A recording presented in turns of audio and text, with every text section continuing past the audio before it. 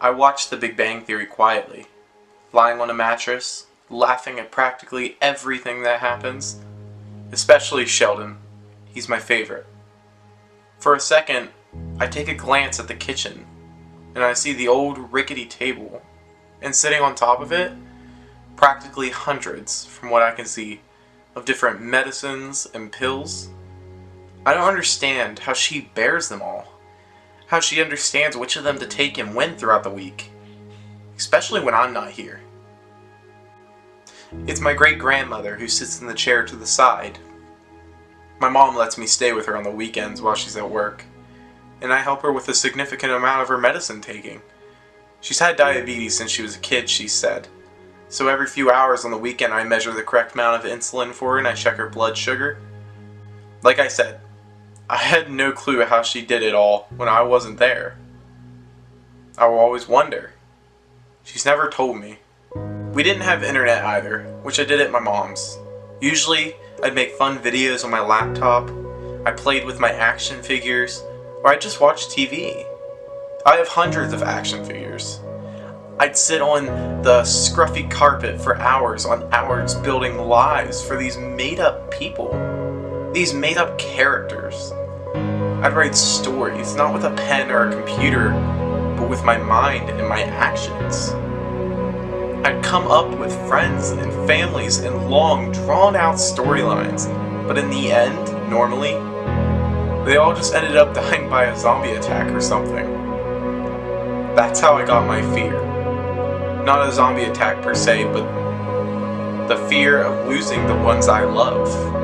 The ones that have made me happy. The ones who filled me with joy when my days had become full of sorrow. I fear of losing them. Of death. Of being alone. Of having no love. No one for me to call on a Saturday night. Of them leaving me, my life.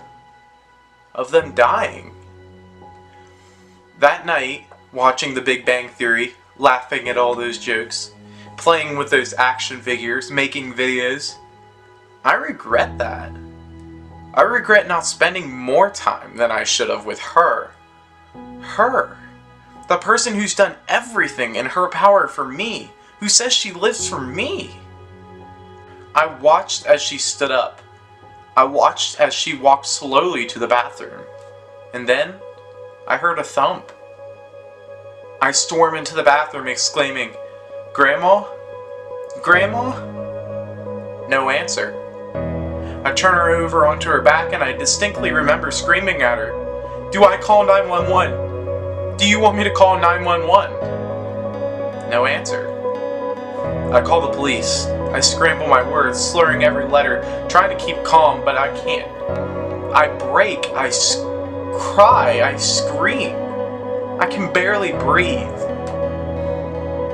After the call had went through, I buried my head into her shoulder and I sobbed. I cried my eyes until they couldn't muster any more of it. I yelled into her shoulder, crying, "Grandma, Grandma, wake up! Wake up, please, Grandma," no answer. And in that moment, what I felt wasn't grief. It was guilt. Guilt? All I could think about crying into her shoulder was all of the bad things, all of the things I said to her that made her cry herself to sleep, the times where I acted ungrateful when I yelled at her. I apologized for all of it, and I hope she heard me. I really hope she heard me. As the crew came through the door, I stepped out of the way outside. My mom was there, and my 5-year-old brother. He was crying. He was crying for me. My mom grabbed me and she embraced me with the warmest hug I've ever felt in my life, even to this day.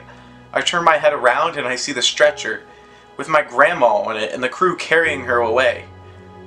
I notice, though, as she's being carried, she reaches to grasp the pillar on her porch. She claws her fingers against it. She doesn't want to leave, she wants to stay. Why? That I'll never know either. The crew eventually gets her into the ambulance, and they drive away. It feels like I've lost her forever.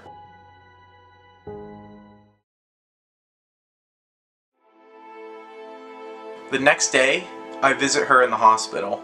Me and my whole family go and talk to her. I stand back against the wall and I let my dad do the talking, who's her grandson. But my mom beckons me to talk to my grandma. I feel hesitant, but I pull myself up from the wall and I stand by her bedside. She looks perfect, just like she always has. I believe she's gonna be okay. I was wrong. She holds my hand in hers and looks me in the eyes. Her fingertips feel cold, but in a sense, I still retrieve warmth. You saved my life. I'm alive because of you. I knew you always knew the right thing to do. When we practiced, I knew you listened. The family giggles and I do too. The next day, my dad rides me up to the hospital. It's a Saturday. I should be with her, but not like this. When we reach her room, it isn't like before. She's quiet, not smiling. Solemn. My dad tries to start small talk, but my grandma looks at the ceiling and the wall behind us. I turn around. There's nothing there, just a wall. Dinosaurs, she said, staring behind us. Look at that one. So pretty. My dad gave me a look that I will never forget. A look that said something that both of us knew what was happening. That she's not okay. My grandma is not okay.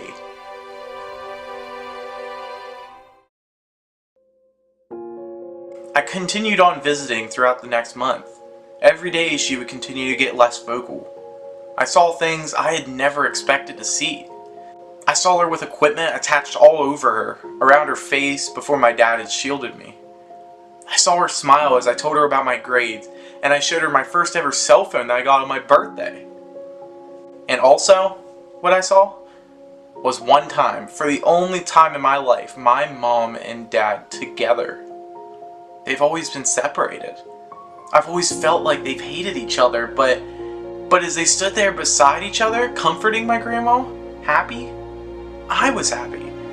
I bet my grandma was too. This though I couldn't bear. I broke down once again, weeping to myself, but in an instant I felt two differently sized hands land on my back. I opened my tear-filled eyes. It was my mom and dad. Both of them. Everything's gonna be okay. No matter what, my dad had said. My mom begins. Listen, this could be the last time you ever talk to her. You need to make the best of it. Make her feel you. Let her know you're here. Let her feel your love. And when I hold her hand, to my surprise, there were no words, just her cold fingertips against my palm. My grandma went back and forth between the hospital and the nursing home throughout the month. She even had a stroke at one point and recovered. Now this was the day. She was now at the nursing home. It was December, and I felt like she was lonely. My dad thought so too. We had brought her a TV so she could watch something, maybe even The Big Bang Theory. And we stood there and we talked to her, no answer. But we still talked to her. Every time I went to visit her, I always felt awkward talking to her. I regret that too. So I stood back more, letting my dad do the talking. Eventually he went to the bathroom and left the room. I was by myself with her. I don't feel guilty anymore, not after some time passed. I just feel stupid. I feel like nothing matters, no matter what you do. She was the greatest person I knew, and this happens to her? Why her? She lays there on the bed that looks super uncomfortable with her eyes closed. Is she suffering? If so, just why? Why us? I'll tell you why. I'll tell you why the good people are the ones who suffer, who face the worst. It's because good people change other good people. She's as much here for me now as she was when we'd sit in the living room and I'd try to teach her Xbox. It's all binded by love. When you order a burger, it comes with sides, maybe things we didn't ask for. Do we not eat it? No. We take the whole package, and that's what life is like. As I stood there by her bedside, I mouthed the words, "I love you," for the very last time. I take out my phone that I showed her on my birthday and I snap a picture right before my dad comes out of the bathroom. That was the only picture I had of her near that time, and that That was the last day I ever saw my grandmother. I never saw her again. My fear is losing the people I love. But after going through it, I haven't beat the fear, but I can overcome it. Not easily, but now with understanding. So in a sense, I can face my fear and I can beat it. I know that I'll experience it many times over with many other people in my life. That's why now I try to make the best of the present and enjoy the times I'm having with them, not what I had or will have. I'm afraid to lose track of myself, to send myself astray and forget where and who I actually came from, who loved me the most. My fear now is losing myself. And the last thing I want to say, over 4 years later, to my grandma is this: thank you. I miss you so much, and I think of you every day of my life. I love you still. I want to do amazing things. I want to make you proud. I want to make people happy. I want to inspire people. I want to make new friends, and I want to remember the people I have now. And I want to overcome you. My fear was losing you. I want to live my life now, and I know you'll always be my side along the way.